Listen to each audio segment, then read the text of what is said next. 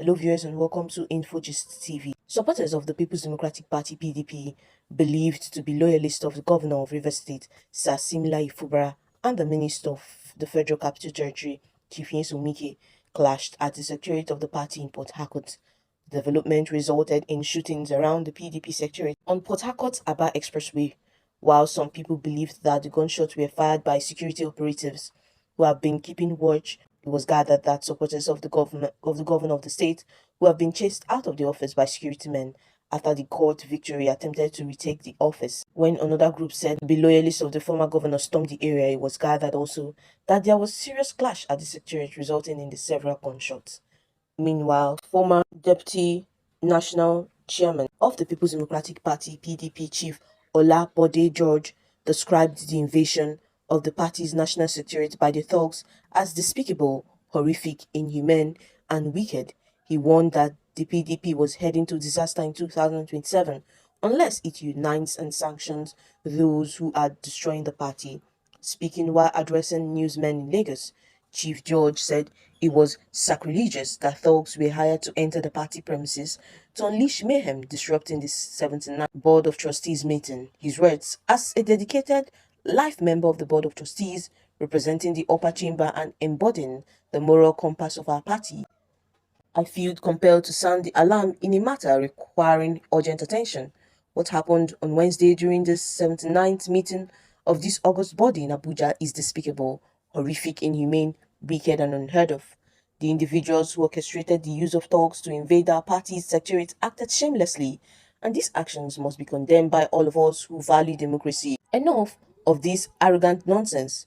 We found ourselves in our current situation due to a self-inflicted crisis. We should bury our individual ambitions now and not allow the PDP to crumble. Elders of the party should tell those funny characters to calm down.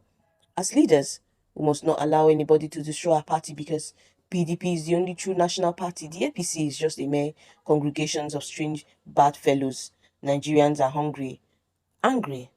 Speaking on the state of the nation, the PDP leader tasked President Bola Tinubu to address the economic challenges facing Nigeria. He said, "My message to Tinubu is very clear. Nigerians are hungry and angry. This is the time as the commander-in-chief and the chief driver of the economy to do something about the country. We must alleviate the sufferings of the people now. There is no separate market for APC and PDP members. All Nigerians go to the same market. Everybody is feeling the anti-people policies of this government. Bola Tinubu must pause today and reflect. Are people benefiting from the policies of my administrations? When he came in 2023, a litre of petrol was less than 200 naira, and in the exchange rate market, naira was less than 800 naira to a dollar. What do we have today? What exactly is the economic policy of this administration? President Tinubu, Nigerians demand a quick answer to these important questions. Finally, in his words, my concern is this: what will happen to our country if this wind of the new world order blows across our nation? With the francophone countries surrounding us, with political instability, and a big quarrel with France, their colonial masters, are we ready to remain stable and be strong? Let's start this discussion now, as his teaching time saves nine. Also, on the other hand, the Minister of State for Defense, Dr. Bello Mohamedou Matawale, has strongly condemned what he described as reckless and inciting remarks made by the former Minister of Transportation, Rotimi Amaechi, concerning the leadership of President Bola Ahmed Tinubu. Speaking at a recent conference in Abuja, Ameachi allegedly declared that Nigerians politicians must steal, mime and kill to remain in power, an assertion Matawale denounced as not only insulting to Nigerians but also a dangerous attempt to radicalize the youth and destabilize national security. Reacting to the statement, Dr. Matawale said it is both reckless and dangerous for a former public office holder to make such inflammatory remarks at a time when the government is working tirelessly to consolidate national unity and security. No responsible leader should fan the flames of violence and political unrest. He further warned against any attempt to mislead young Nigerians with a distorted narrative of violence and anarchy, emphasizing that Nigeria is a sovereign nation governed by laws, not a jungle where power is seized through brute force. Let me make it clear, security agencies are on high alert. Any individual or group found inciting violence or attempting to destabilize this nation will face the full force of the law, he added. The statement, signed by Henshaw Ogubike, Director of Press and Public Relations at the Ministry of Defense, stressed that the government will not tolerate any form of subversive rhetoric aimed at undermining national unity or inciting lawlessness.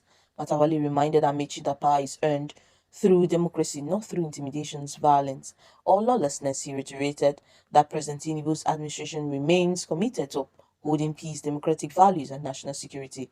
President Tinubu's commitment to the unity and progress of our great nation is unwavering. Having experienced both military rule and democratic governance, he would never undermine the very democracy he has fought to uphold. Highlighting the administration's achievement within a short period, Dr. Matawale confidently asserted that President Tinubu will secure a decisive victory in 2027 presidential elections.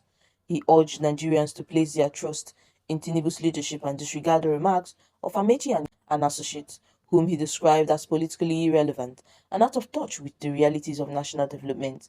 Amechi and others who believe they can manipulate our youth into chaos should rethink their actions. This government will not stand idly by while individuals attempt to disrupt the peace and stability of Nigeria, he added.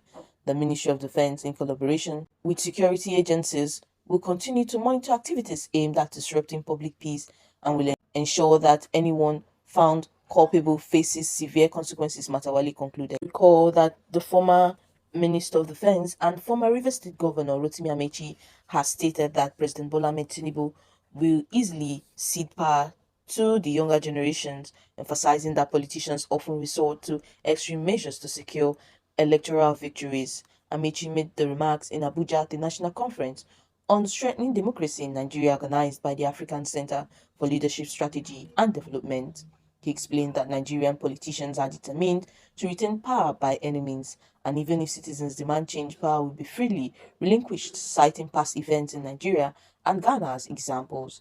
None of you here can defend the votes, he said. If you have complained, Nigerians have been clapping for you. The only way Ibrahim Shekura became governor was because people lined up. He continued, it happened in Ghana before the election of the last president. 2 days, many of us were called to intervene. Why? Because the people were ready to die. Amechi further stated, you are talking and abusing everybody. Nobody has power and we give it to you. Not even me. If you want a pastor as president, go and get one. The politicians in Nigeria is there to steal, mime and kill to remain in power. If you think Tinubu will give it to you, you are wasting your time, Amechi added, stressing the need for political vigilance. Also, Amechi recounted his experience on the 2015 presidential elections. He said APC's success was due to leaders of the party's determination to go the extra mile. According to Amechi, President Goodluck Jonathan conceded defeat because APC was prepared to defend its mandate. He urged Nigerians to adopt similar measures in elections.